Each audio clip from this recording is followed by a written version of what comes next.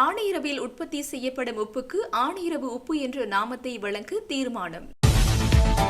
German தொழிற்பயிற்சி நிறுவனத்தின் இயங்கு நிலையை உறுதி செய்க. ஸ்ரீதரன் வலியுறுத்தல். எம்மை வம்புக்கு இழுப்பதை சுமந்திரன் உடனடியாக நிறுத்த வேண்டும். அங்கஜன் குற்றச்சாட்டு. திரிபோஷா உற்பத்திக்கு தேவையான சோளத்தை இறக்குமதி செய்ய அனுமதி. பிரதமர் ஹரிணியை மாற்றும் நோக்கம் இல்லை. அரசாங்கம் அதிரடி அறிவிப்பு. சிறைச்சாலை அதிகாரிகளிடமிருந்து தப்பிச் சென்ற ஷானு சுத்தா கைது.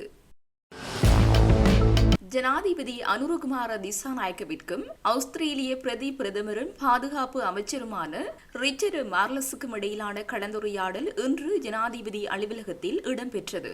இலங்கைக்கும் ஆஸ்திரேலியாவுக்கும் இடையிலான வரலாற்று உறவுகளை மேலும் வலுப்படுத்துவது மற்றும் இரு நாடுகளுக்கும் இடையிலான ஒத்துழைப்பை மேம்படுத்துவது குறித்தும் இங்கு கவனம் செலுத்தப்பட்டது. இலங்கை பொருளாதார ரீதியில் நிலையான பயணத்தை ஆரம்பித்துள்ளதாக தெரிவித்த ஜனாதிபதி அனுரகுமார திசாநாயக்க ஊழல் மற்றும் மோசடியை ஒழிக்க தற்போதைய அரசாங்கம் எடுத்துள்ள நடவடிக்கைகள் குறித்தும் ரிச்சர்ட் மார்லஸை தெளிவுபடுத்தினார். கடந்த காலத்தில் சமுத்திர பாதுகாப்பு, சட்டவிரோத வர்த்தகம், ஆழ்கடத்தல், பயங்கரவாதம் மற்றும் ஆயுத கடத்தலை தடுக்கும் செயற்பாடுகளுக்கு ஆஸ்திரேலிய அரசாங்கம் வழங்கிய உதவிகளை இதன்போது ஜனாதிபதி பாராட்டினார். சுற்றுலா முதலீட்டு நடவடிக்கைகளுக்கு இலங்கை மிகவும் பாதுகாப்பான நாடு என ஜனாதிபதி இங்கு சுட்டிக்காட்டினார். இலங்கை மற்றும் ஆஸ்திரேலியாவுக்கு இடையிலான 70 வருட பொருளாதார மற்றும் வர்த்தக தொடர்புகளை நினைவுகூர்ந்த பிரதி பிரதமரும் பாதுகாப்பு அமைச்சருமான ரிச்சர்ட் மார்லஸ் இலங்கை அரசாங்கத்துடன் நெருக்கமாக செயற்படுவதே தமது அரசாங்கத்தின் எதிர்பார்ப்பு என்றும் குறிப்பிட்டார். லஞ்சம் மற்றும் ஊழலை ஒழிப்பதற்கான இலங்கை அரசாங்கத்தின் வேலை திட்டத்தை ஆஸ்திரேலிய அரசாங்கம் பாராட்டுவதாகவும் வர்த்தகம், பொருளாதாரம், அரசியல், சுற்றுலா மற்றும் முதலீட்டு தொடர்புகளை வலுப்படுத்துவது இந்த விஜயத்தின் நோக்கம் என்றும் ரிச்சர்ட் மார்லஸ் இங்கு தெரிவித்தார். ஆணையரவு உப்பள தொழிற்சாலையின் ஒரு சில சேவையாளர்கள் முன்னெடுத்த பணி புறக்கணிப்பு போராட்டம் முடிவுக்கு கொண்டுவரப்பட்டுள்ளது. ஆணையரவு உப்பளத்தில் உற்பத்தி செய்யப்படும் உப்புக்கு ஆணையரவு உப்பு என்ற நாமத்தை வழங்க தீர்மானிக்கப்பட்டுள்ளது என்று கைத்தொழில் அபிவிருத்தி அமைச்சர் சுனில் ஹந்துன்னேத்தி தெரிவித்தார். நாடாளுமன்றத்தில் இன்று உரையாற்றும் போதே அவர் மேற்கண்டவாறு தெரிவித்தார். அவர் மேலும் உரையாற்றுகையில், தேசிய மட்டத்தில் உற்பத்தி செய்யப்படும் உப்பின் நாமம் ரஜ உப்பு என்று குறிப்பிடப்படுகிறது. முழு சந்தை கட்டமைப்பையும் கைப்பற்றுவதற்காகவே இந்த பேரு நாமம் பயன்படுத்தப்பட்டது. வடக்கு மற்றும் கிழக்கு பிரதிநிதிகளின் வலியுறுத்தலுக்கு அமைய ஆணையரவு உப்பளத்தில் உற்பத்தி செய்யப்படும் உப்பினை ஆணையரவு உப்பு என்று குறிப்பிடுவதற்கு தீர்மானிக்கப்பட்டுள்ளது. ஒரு தரப்பினர் குறுகிய அரசியல் நோக்கங்களுக்காக ஒரு தரப்பினரை தவறாக வழிநடத்தியுள்ளார்கள். உப்பளத்தில் நிலவும் அடிப்படை பிரச்சினைகள் குறித்து தொழிலாளர்களுடன் விரிவாக கலந்துரையாடப்பட்டுள்ளது. ஆணையரவு உப்பு தொழிற்சாலைக்கு அரசியல் பரிந்துரைகளுடன் நியமனங்கள் வழங்கப்படவில்லை. முறையான வழிமுறைகளுக்கு அமைவாகவே நியமனங்கள் வழங்கப்படுகின்றன. ஆகவே அரசியல் தலையீடு உள்ளது என்று குறிப்பிடுவதை ஏற்றுக்கொள்ள முடியாது. ஆணையரவு உப்பள தொழிற்சாலையின் ஒரு சில சேவையாளர்கள் முன்னெடுத்த பணி புறக்கணிப்பு போராட்டம் முடிவுக்கு கொண்டுவரப்பட்டுள்ளது. இந்த போராட்டத்தால் உப்பு உற்பத்திக்கு எவ்வித பாதிப்பும் ஏற்படவில்லை. தொழிலாளர்களின் நலன்புரி திட்டங்கள் குறித்து விசேட கவனம் செலுத்தப்பட்டுள்ளது என்றார். செவன்கள சீனி தொழிற்சாலையில் 30,000 தொன் சீனி விற்கப்படாத நிலையில்தான் அரசாங்கத்தை பொறுப்பேற்றோம் என கைத்தொழில் மற்றும் தொழில் முயற்சியாண்மை அபிவிருத்தி அமைச்சர் சுனில் ஹந்துன்னேத்தி தெரிவித்துள்ளார். இன்று நாடாளுமன்ற அமர்வில் கலந்து கொண்டு உரையாற்றும் போதே அவர் இவ்வாறு தெரிவித்தார். அவர் மேலும் தெரிவிக்கையில், சீனியை விற்க முடியாமல் இருப்பதற்காக நாங்கள் வர்த்தகத்தை மேற்கொள்கின்ற போது நிறுவனத்தின் நிறைவேற்று உத்தியோகத்தர், தரமாற்றும் உத்தியோகத்தர் ஒரு பொய்யை சொன்னால் எவ்வாறு இருக்கும்? அப்போது சந்தை மூடப்படும். சரி, அவ்வாறென்றால் குறைந்த விலையில் பெற்றுக்கொள்ள முடியும் என்று சந்தை நினைக்கும். அது அப்பட்டமான பொய். 36,000 தொன் விற்க முடியாத நிலையில் காணப்பட்ட போதுதான் நாங்கள் அரசாங்கத்தை பொறுப்பேற்றோம். அப்போது யாருமே வெளியே சென்று சொல்லவில்லை விற்க முடியவில்லை என்று. 17,000 மெட்ரிக் டன் என்பது விற்க முடியாத ஒரு அளவல்ல. இது சீனி உற்பத்தி செய்யப்படுகின்ற காலம். இது வெளியில் அனுப்பப்பட வேண்டியிருந்த சீனியின் அளவு. அதுவும் செவனகளவிலிருந்து 1000 மெட்ரிக் டன். மீதி இருந்தது பல்வத்தையில். ஆகவேதான் இந்த உத்தியோகத்தரை நாங்கள் நீக்கினோம். புதிதாக உத்தியோகத்தர்களை ஆட்சியெடுத்தோம். ஆகவே இது புதிதாக உருவாக்கப்பட்ட ஒரு பிரச்சினை. அப்போது எதிர்க்கட்சி தலைவர் தான் இதை விஸ்வரூபம் ஆக்கியவர்.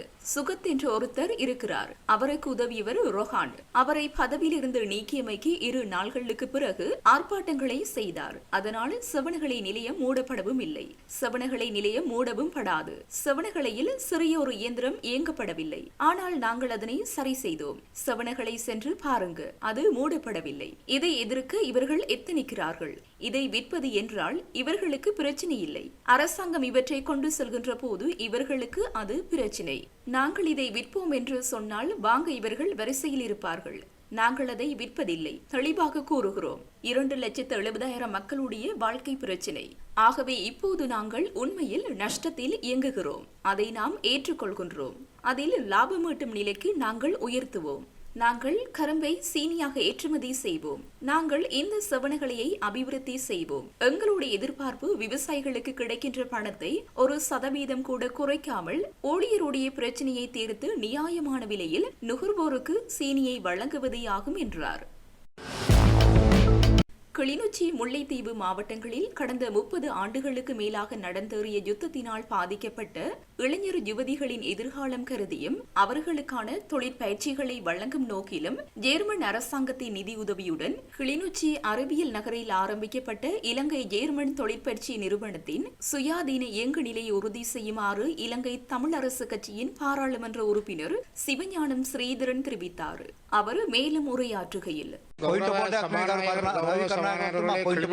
உள்ள இலங்கை ஜெர்மன் தொழிற்பயிற்சி நிறுவனத்தின் இயங்கு நிலையை உறுதி செய்வதற்கான ஒரு கேள்வியை நான் பிரதம அமைச்சரிடம் கேட்பதற்காக கிளிநொச்சி, முல்லைத்தீவு மாவட்டங்களில் கடந்த 30 ஆண்டுகளுக்கு மேலாக நடந்தேறிய யுத்தத்தினால் பாதிக்கப்பட்ட இளைஞர் யுவதிகளின் எதிர்காலம் கருதியும் அவர்களுக்கான தொழிற்பயிற்சிகளை வழங்கும் நோக்கிலும் ஜெர்மன் அரசாங்கத்தின் 800 மில்லியன் ரூபாய் நிதியுதவியுடன் கிளிநொச்சி அறிவியல் நகரில் ஆரம்பிக்கப்பட்ட இலங்கை ஜெர்மன் தொழிற்பயிற்சி நிறுவனத்தின் SLGTTI தற்போதைய இயங்கு நிலை குறித்து கீழ்வரும் விடயங்களை தங்களின் மேலான கவனத்துக்கு கொண்டு வர விரும்புகிறேன்.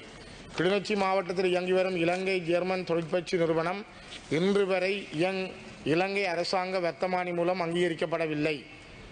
இந்நிறுவனம் இலங்கை கிளிநொச்சி மாவட்டத்தில் ஆரம்பிக்கப்பட்ட போது 96 பேராக இருந்த நிரந்தர பணியாளர் எண்ணிக்கை தற்போது 77ஆக குறைக்கப்பட்டுள்ளதுடன் 2017ஆம் ஆண்டு முதல் இன்று வரை எந்த ஒரு நிரந்தர பணியாளரும் நியமிக்கப்படாது ஆளணி தேவைப்பாட்டின் 24% மட்டுமே தற்போது நிரப்பப்பட்டுள்ளது. இந்நிறுவனம் 2016-2020 வரை தேசிய பயிலுனர் மற்றும் கைத்தொழில் பயிற்சி அதிகார சபையின் கீழ் நைட்டா இயங்கி வந்த நிலையில் தற்போதும் இதனை ஒரு சுயாதீன நிறுவனமாக இயங்க விடாது CGTTI முறைமை நிறுவனத்தின் கிளை நிறுவனமாக மாற்றும் முயற்சிகள் மேற்கொள்ளப்படுகின்றன. இது பயிற்சி நெறிகளை முறைமைப்படுத்துவதிலும் அவற்றுக்கான சான்றிதழ்களை குறித்த காலப்பகுதியில் வழங்குவதிலும் நிர்வாக இடர்பாடுகள் தோற்றுவிக்கும் என்பதால் அது நிறுவனம் மீதான அபிமானத்தை பாதிப்பதாகவே அமையும். குறிப்பாக SLGTTI நிறுவனத்தின் முதல்வரும் துணை முதல்வரும் CGTTI நிறுவனத்தின் பணியாளர் தொகுதியில் இருந்து தெரிவு செய்யப்பட்டு ஒப்பந்த அடிப்படையிலேயே நியமிக்கப்படுவதால் அந்த நியமனங்களின் போது உரிய தகமைகளோ ஆளுமை திறனோ கருத்தில் கொள்ளப்படாமை நிறுவனத்தின் நிர்வாக ஆளுமையையும் சுயாதீன இயங்கு நிலையையும் மிக மோசமாக பாதிப்படைய செய்கிறது. கொழும்பு மாவட்டத்தில் இயங்கி வருகின்ற ஜெர்மன் தொழிற்பயிற்சி நிறுவனம் சர்வதேச தரத்திலான பயிற்சி நெறிகளையும் சான்றிதழ்களையும் வழங்குகின்ற உயர்தர நிறுவனமாக உள்ள போதும் போரின் பாதிப்புகளை எதிர்கொண்ட கிளிநொச்சி, முல்லைத்தீவு மாவட்ட இளைஞர் யுவதிகளுக்காக ஆரம்பிக்கப்பட்ட இத்தொழிற்பயிற்சி நிறுவனம் வளப்பற்றாக்குறைகளுடனேயே தொடர்ச்சியாக இயங்கி வருகிறது. யாரை இலக்கு வைத்து இந்நிறுவனம் ஜெர்மன் அரசாங்கத்தால் ஆரம்பிக்கப்பட்டதோ அந்த இலக்கு குழு நிராகரிக்கப்பட்டு வேறு பிரதேசங்களை சார்ந்தவர்களே இந்நிறுவனத்தின் மூலம் தொழிற்கல்வியை நுகரக்கூடிய சூழல் உருவாக்கப்பட்டுள்ள அதேவேளை இம்மாவட்டத்தைச் சேர்ந்த மாணவர்களுக்கும் உத்தியோகத்தர்களுக்கும் முன்னுரிமை வழங்கப்படாமையும் இந்நிறுவனத்தின் பின்னடைவுக்கு ஒரு காரணமாகும். 2021ஆம் ஆண்டு ஆரம்பிக்கப்பட்ட மாணவர் விடுதி நிர்மாண பணிகள் உரிய நிதி ஒதுக்கீடின்மையால் இன்றளவும் முழுமைப்படுத்தப்படவில்லை. தற்போது 180 வரையான மாணவர்கள் அந்த விடுதி கட்டடத்திலேயே தங்க வைக்கப்பட்டுள்ள நிலையில் மாணவர்களது பாதுகாப்பை உறுதி செய்ய முடியாத நிலையும் ஏற்பட்டுள்ளது. ஆளணி பற்றாக்குறைக்கான உடனடி தீர்வாக சகோதர மொழி தெரியாத தமிழ், சிங்கள பயிற்சி ஆசிரியர்கள் தற்காலிகமாக நியமிக்கப்பட்டுள்ள நிலையில் அது பிறமொழி பேசும் மாணவர்களிடையே பாடங்களில் புரிதலற்ற தன்மையையும் கற்கை நெறியில் திருப்தி ஈனங்களையும் ஏற்படுத்தியுள்ளதுடன் அதன் காரணமாக சில மாணவர்கள் கற்கை நெறியை கைவிட்டு வெளியேறும் சந்தர்ப்பங்களும் ஏற்பட்டுள்ளன. கடந்த 2025 SLGTTI நிறுவனத்தில் நடைபெற்ற புத்தாண்டு நிகழ்வுகளின் போது முறையான மேலாண்மை இன்மையால் ஏற்பட்ட உள்ளக முரண்பாடுகள் இனரீதியான மோதல்களாக மடைமாற்றப்பட்டு CGTTIயில் நியமிக்கப்பட்ட ஆசிரியர் ஒருவரால் தமிழ் மாணவர்கள் மூர்க்கத்தனமாக தாக்கப்பட்டுள்ளனர்.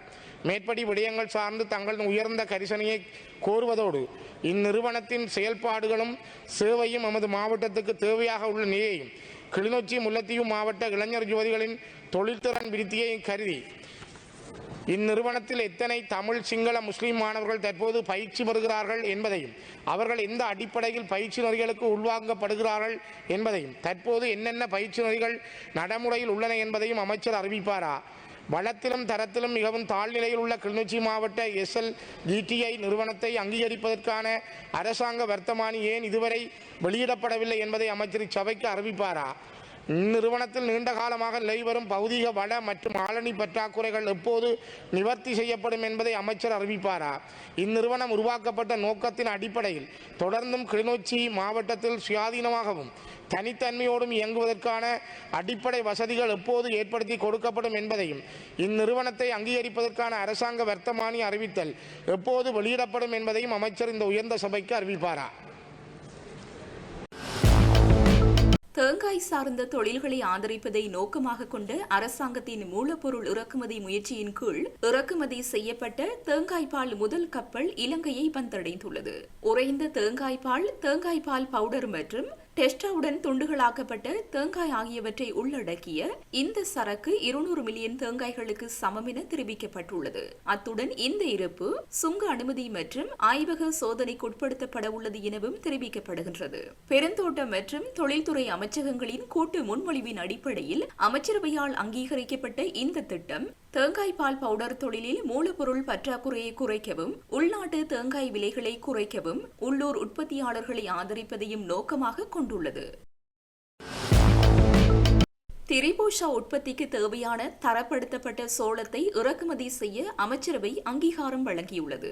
மேலதிக போசாக்கு உணவாக அனைத்து கர்ப்பிணி தாய்மார், பாலூட்டும் தாய்மார் மற்றும் போசாக்கின்மையால் பாதிக்கப்பட்டுள்ள 6 மாதங்களுக்கு கூடிய சிசுக்கள் மற்றும் 5 வயதுக்கு குறைவான பிள்ளைகளுக்கு சுகாதார மற்றும் ஊடகத்துறை அமைச்சினால் திரிபோஷா வழங்கப்படுகிறது.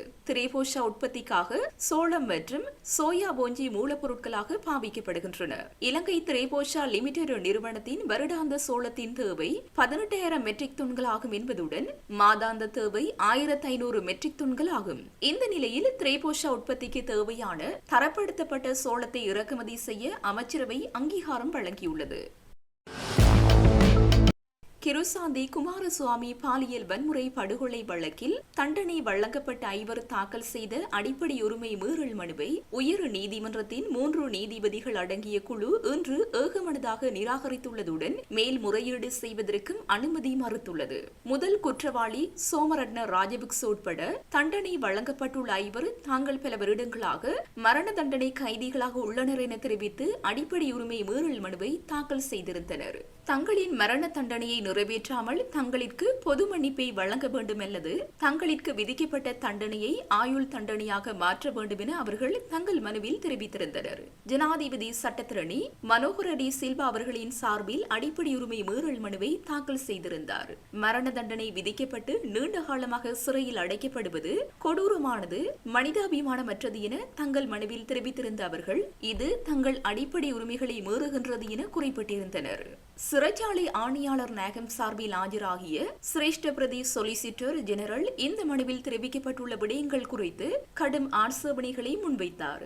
பொது மன்னிப்பு வழங்குவது என்பது முற்றுமுழுதாக ஜனாதிபதியின் விருப்பமே. எந்த ஒரு குற்றவாளியும் அதனை சட்டப்பூர்வ உரிமையாக கருத முடியாது என அவர் தெரிவித்தார். இந்த மனு காலக்கெடுவிற்கு உட்பட்டது, மேலும் மனுதாரர்கள் நல்லெண்ணத்தை உருவாக்கும் விதத்தில் செயற்படவில்லை எனவும் அவர் தெரிவித்தார். நீதிபதிகள் குழுவினர் இந்த ஆட்சேபனையை ஏற்றுக்கொண்டதுடன் மனுவை நிராகரிக்க தீர்மானித்தனர். மகாபலி அதிகார சபையின் கீழ் விநியோகிக்கப்பட்ட நிலத்தை தவறாக பயன்படுத்தியதாக வெளிவரும் தகவல்கள் தொடர்பில் அரசாங்கம் விசாரணைகளை ஆரம்பித்துள்ளது என்று நிலம் மற்றும் நீர்ப்பாசனத்துறை துணை அமைச்சர் சுனில் ரணசிங்க தெரிவித்துள்ளார். இது தொடர்பில் நாடாளுமன்றத்தில் தேசிய மக்கள் சக்தியின் பொலனறுவை மாவட்ட நாடாளுமன்ற உறுப்பினர் பத்மஸ்ரீ பண்டார எழுப்பிய கேள்விக்கு பதிலளிக்கையிலேயே மேற்கண்டவாறு தெரிவித்தார். பொலனறுவை மாவட்ட நாடாளுமன்ற உறுப்பினர் பத்மஸ்ரீ பண்டார இது தொடர்பில் எழுப்பிய கேள்வியில் தெரிவிக்கப்பட்டதாவது: பெரிய நிலங்கள் விவசாயம் செய்யாமல் உயர் பதவியில் உள்ளவர்களுக்கு வழங்கப்பட்டுள்ளது. மகாபலி மண்டலங்களில் குறிப்பாக பி மற்றும் டி 100 முதல் 500 ஏக்கர் வரையிலான நிலங்கள் நடிகர்கள், கிரிக்கெட் வீரர்கள் மற்றும் அமைச்சர்களுக்கு தனியார் ஏற்பாடுகள் மூலம் ஒதுக்கப்பட்டுள்ளது. இந்த நிலங்களில் பல பயிரிடப்படாமல் உள்ளன அல்லது நிதி ஆதாயத்திற்காக மற்றவர்களுக்கு மாற்றப்பட்டுள்ளன. இந்த நிலங்கள் விவசாய மேம்பாட்டிற்காகவே இருந்தன, ஆனால் அவை பயனற்ற நிலையில் விடப்படுகின்றன என்றார். இதற்கு பதிலளித்த நிலம் மற்றும் நீர்ப்பாசனத்துறை துணை அமைச்சர் சுசில் ரணசிங்க, நிலங்கள் எவ்வாறு ஒதுக்கப்பட்டன, அதன் நோக்கம் மற்றும் அவற்றின் தற்போதைய பயன்பாடு ஆகியவற்றை ஆராய விசாரணை நடந்து வருகிறது என்றார். அரசாங்கத்துக்குள் குழப்பத்தை ஏற்படுத்துவதற்காக எதிராளிகளால் திட்டமிட்டு போலி செய்திகள் பரப்பப்படுகின்றன. ஆனால் அந்த செய்திகளில் எவ்வித உண்மையும் இல்லை. அதேவேளை பிரதமர் ஹரிணியை மாற்றும் எண்ணமும் இல்லை என அமைச்சரவை பேச்சாளர் அமைச்சர் நலிந்த ஜெயதீச தெரிவித்தார். அரசாங்க தகவல் திணைக்களத்தில் நேற்று இடம்பெற்ற அமைச்சரவை தீர்மானங்களை அறிவிக்கும் ஊடகவியலாளர் மாநாட்டில் இதனை தெரிவித்த அவர் மேலும் குறிப்பிடுகையில், பிரதமர் பதவியில் மாற்றம் ஏற்படுத்தப்படவிருப்பதாகவும் அமைச்சரவையில் மறுசீரமைப்புகள் மேற்கொள்ளப்படவிருப்பதாகவும் வெளியாகும் செய்திகள் உண்மைக்கு புறம்பானவையாகும். அமைச்சரவை மறுசீரமைப்பு தொடர்பிலோ அமைச்சர் பதவியில் மாற்றத்தை ஏற்படுத்துவது தொடர்பிலோ இதுவரை எந்த ஒரு கலந்துரையாடலும் முன்னெடுக்கப்படவில்லை. அரசாங்கத்திற்கு எதிரானவர்களால் திட்டமிட்டு இந்த செய்தி பரப்பப்பட்டுள்ளது. அவதானத்தை திசை திருப்புவதற்காகவும் அரசாங்கத்திற்குள் குழப்பத்தை ஏற்படுத்தும் நோக்கத்திலும் இவ்வாறான செய்திகள் திட்டமிட்டு வெளியிடப்படுகின்றன. எந்த வகையிலும் அமைச்சரவையில் மாற்றம் ஏற்படுத்தப்பட மாட்டாது என்றார். எம்மை வம்புக்கு இழுப்பதை சுமந்திரன் உடனடியாக நிறுத்த வேண்டும் என முன்னாள் பாராளுமன்ற உறுப்பினர் அங்கஜன் ராமநாதன் வலியுறுத்தியுள்ளார். இது தொடர்பில் அவரால் இன்றைய தினம் வெளியிடப்பட்ட ஊடக அறிக்கையில் மேலும் குறிப்பிடப்பட்டுள்ளதாவது: தற்போது சமூக வலைதளங்களில் தனக்கு எதிராக ஏற்படும் கருத்தருவாக்கங்களுக்கு பின்னால் புதிய இளைஞர்களை தன்னுடன் ஈர்த்துக் கொள்ளவும் அரசியல் ரீதியாக தனக்கு வேண்டிய இலக்கினை அடைவதற்காகவும் மேற்கொள்ளப்படும் முயற்சியை ஒரு புதிய பாணியாக காணலாம். இந்த முயற்சிக்காக முதலில் நான் என் பாராட்டுகளை தெரிவித்துக் கொள்கிறேன். அதே நேரத்தில் தனது கருத்துகளின் ஊடாக மற்றவர்களை தாக்கி தனது எதிர்ப்பாளிகளுக்கு எதிரான மனநிலையில் வெள்ளியடிப்பு செய்யும் செயற்பாட்டை நாம் வன்மையாக கண்டிக்கின்றோம். 2020ஆம் ஆண்டு நடைபெற்ற பாராளுமன்ற தேர்தல் வாக்குகளை குறித்து 5 ஆண்டுகளுக்கு பிறகு இன்று பேசுவதற்கு என்ன அவசியம் இருக்கிறது? 2020ஆம் ஆண்டு நிகழ்ந்த விடயங்களை 2025ஆம் ஆண்டில் உரைக்கும் போது சுமந்திரனை தோற்கடித்தால் எனக்கு அமைச்சு பதவி தரப்படும் என்ற தகவல் வரும் ஊடகத்தின் அடிப்படையிலானது. இது கௌரவ சுமந்திரன் அவர்களின் கல்வி அறிவையும் பதவி நிலையும் அரசியல் ஞானத்தையும் கேள்விக்குள்ளாக்குகிறது. வாக்கெண்ணும் நிலையத்தில் அன்றைய தினம் நிகழ்ந்த அசாதாரண சூழ்நிலைக்கு காரணம் சுமந்திரன் அவர்களே என்பதை மறுக்க இயலாது. மக்கள் தலைவர் என்பவன் சூழ்நிலை உணர்ந்து நடப்பவராக இருக்க வேண்டும். ஆனால் அந்த சந்தர்ப்பத்தில் அவர் அதுபோல நடந்து கொள்ளவில்லை என்பதும் தெளிவாகிறது. தொடர்ந்து நான் அன்று சசிகலா அவர்களின் வீட்டிற்கு சென்றதற்கான காரணம் அன்றைய தினம் மாலை எனது சாப கச்சேரி அலுவலகத்தில் ஏற்பாடு செய்யப்பட்ட என் பணிகளை கௌரவிக்கும் நிகழ்வில் பங்கேற்பதற்காகவே ஆகும். அந்த நிகழ்விற்கு முன்னர் அமரர் ரவிராஜ் அவர்களின் சிலையின் முன் பெண்ணொருவர் ஆர்ப்பாட்டம் செய்து கொண்டிருந்தார். அதனை அடிப்படையாக கொண்டு என் ஆதரவாளர்கள் மற்றும் அங்கு கூடியிருந்த மக்களின் கோரிக்கையின் பேரில் நான் அங்கு சென்றேன். அங்கு சென்றபோது முன்னாள் பாராளுமன்ற உறுப்பினர் சிவாஜி லிங்கம் மற்றும் முன்னாள் வடமாகாண சபை உறுப்பினர் அனந்தி சசிதரன் ஆகியோரும் அங்கு உரையாடிக் கொண்டிருந்தனர். நான் அங்கு சென்றது பதவிக்காகவாயின் அங்கு தங்களது கட்சியை சேர்ந்த உறுப்பினர்கள் ஏன் இருந்தனர் என்பதை விளக்க முடியுமா? அவர்களிடம் சட்ட ரீதியாக நடவடிக்கை எடுக்க தங்களது கட்சி தலைமை தவறியதற்கு என்ன காரணம்? யாழ் மாவட்டத்தைச் சேர்ந்த திறமையானவர்களும் ஆளுமை வாய்ந்தவர்களும் பாராளுமன்றத்தை பிரதிநிதித்துவப்படுத்த வேண்டும் என்பதே என்ன நிலைப்பாடாகும். எனவே பஸ்ஸில் கோரியது போன்று வரும் ஊகத்தின் அடிப்படையில் எனது வருகையை கருத்தினை திரிவுபடுத்துவது ஏற்றுக்கொள்ள முடியாத ஒன்று. நான் ஏற்கனவே 2018ஆம் ஆண்டு விவசாய பிரதி அமைச்சராக பதவியில் இருந்துள்ளேன். தென்மராட்சி பகுதிக்குரிய பாராளுமன்ற பிரதிநிதித்துவத்தை இழந்துவிட்டோம் என்ற மக்களின் ஏக்கம் குறித்து நான் சட்ட ரீதியாக செய்யக்கூடிய உதவிகளை செய்வதாகவும் மக்களின் பிரதிநிதியாகவும் தெரிவித்திருந்தேன். மக்களின் தீர்ப்பிற்கு மதிப்பளித்து அமைதியாக இருக்கும் எம்மை சுமந்திரன் தொடர்ந்து சாடுவது எங்களுக்கு சிரமத்தை ஏற்படுத்துகிறது.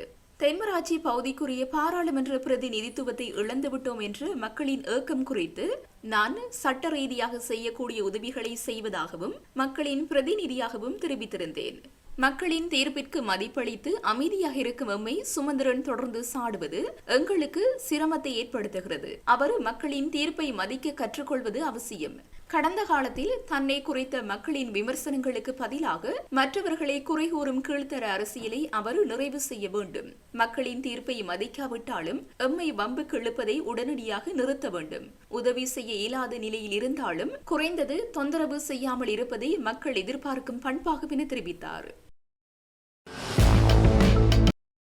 சிறைச்சாலை அதிகாரிகளின் பாதுகாப்பை மீறி வைத்தியசாலையிலிருந்து தப்பிச் சென்ற போதைப்பொருள் கடத்தல்காரரான ஷானு சுத்தா என அழைக்கப்படும் சம்பத் குமார் என்பவர் மொனராகலை மல்லத்தாவள பிரதேசத்தில் வைத்து இன்று பிற்பகல் கைது செய்யப்பட்டதாக வெள்ளவாய போலீசார் தெரிவித்தனர். இது தொடர்பில் தெரிய வருவதாவது, மொனராகலை வெள்ளவாய பிரதேசத்தில் மே மாதம் 30ஆம் தேதி வெள்ளவாய போலீசாரால் மேற்கொள்ளப்பட்ட சுற்றி வளைப்பு நடவடிக்கையின் போது போதைப்பொருள் கடத்தல்காரரான ஷானு சுத்தா என அழைக்கப்படும் சம்பத் குமார் என்பவர் போதைப்பொருளுடன் கைது செய்யப்பட்டுள்ளார். இதன்போது ஷானு சுத்தா போலீஸ் அதிகாரிகளை கூறிய ஆயுதத்தால் தாக்கி காயப்படுத்தியுள்ளார். இதனால் ஷானு சுத்தாவின் கால் பகுதியில் போலீசார் துப்பாக்கிச்சூடு மேற்கொண்டுள்ளனர். காயமடைந்த ஷானு சுத்தா வெள்ளவாய ஆதார வைத்தியசாலையில் அனுமதிக்கப்பட்ட பின்னர் மேலதிக சிகிச்சைக்காக மொனராகலை மாவட்ட பொது வைத்தியசாலைக்கு மாற்றப்பட்டார். சிறைச்சாலை அதிகாரிகளின் பாதுகாப்பின் கீழ் மொனராகலை மாவட்ட பொது வைத்தியசாலையில் சிகிச்சை பெற்று வந்த ஷானு சுத்தா இன்று காலை சிறைச்சாலை அதிகாரிகளின் பாதுகாப்பை மீறி வைத்தியசாலையிலிருந்து தப்பிச் சென்றுள்ளார். இதனை அடுத்து போலீசாரால் மேற்கொள்ளப்பட்ட சுற்றி வளைப்பில் ஷானு சுத்தா மொனராகலை மல்லத்தாவள பிரதேசத்தில் வைத்து கைது செய்யப்பட்டுள்ளார். ஷானு சுத்தாவுக்கு எதிராக நீதிமன்றினால் 5 பிடியாணைகள் பிறப்பிக்கப்பட்டுள்ளதாக போலீசார் தெரிவித்தனர். இது தொடர்பில் வெள்ளவாய போலீசார் விசாரணைகளை மேற்கொண்டு வருகின்றனர். வவுனியாவில் மனைவியை வெட்டி அவரின் தலையுடன் போலீஸ் நிலையத்தில் கணவன் சரணடைந்த சம்பவம் பெரும் பரபரப்பை ஏற்படுத்தியுள்ளது.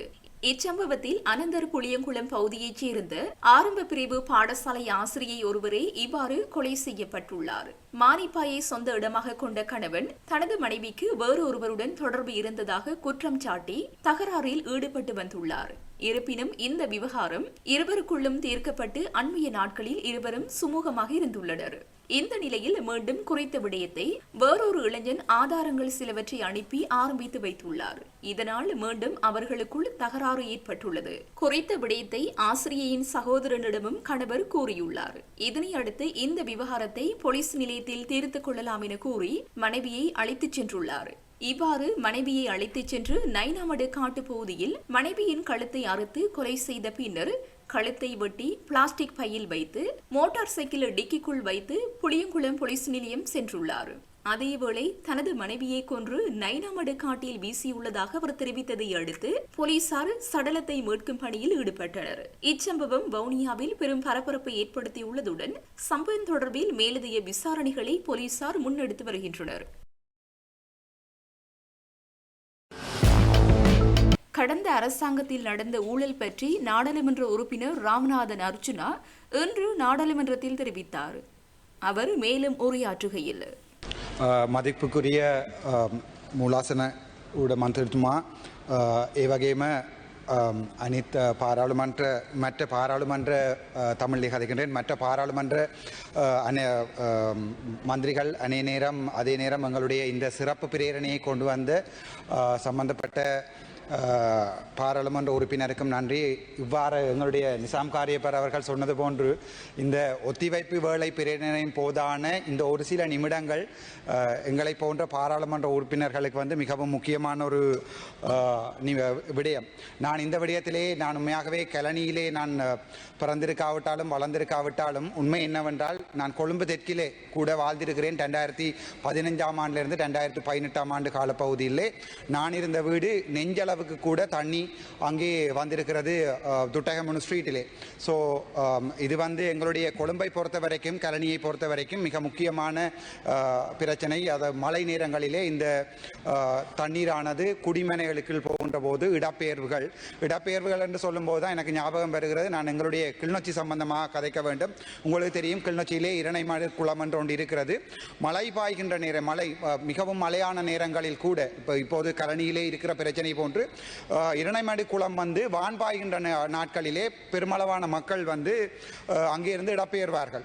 அதே நேரம் உங்களுக்கு தெரியும், நான் நினைக்கிறேன் 1350 மில்லியன் US பெறுமதியுள்ள ADB வங்கியினுடைய ஃபண்டிங்கிலே தான் இந்த இரணைமடு குளம் 35 அடியிலிருந்து 37 அடிக்கு உயர்த்தப்பட்டு அங்கிருக்கின்ற நீரை கடலிலே விரயம் செய்யாமல் யாழ்ப்பாணத்துக்கு கொண்டு வருவதற்காக அவர்கள் அந்த அபிவிருத்தியை செய்திருந்த போதும் இன்று வரைக்கும் யாழ்ப்பாணத்துக்கு அந்த தண்ணி வரவில்லை. DCC மீட்டிங்கிலே நாங்கள் அவை பற்றி கதைக்கின்ற போது மீசாலைக்கு வந்திருக்கிறது, அது படி ஒவ்வொரு இடங்களுக்கு வந்திருக்கிறது என்று சொல்லுகிறார்கள்.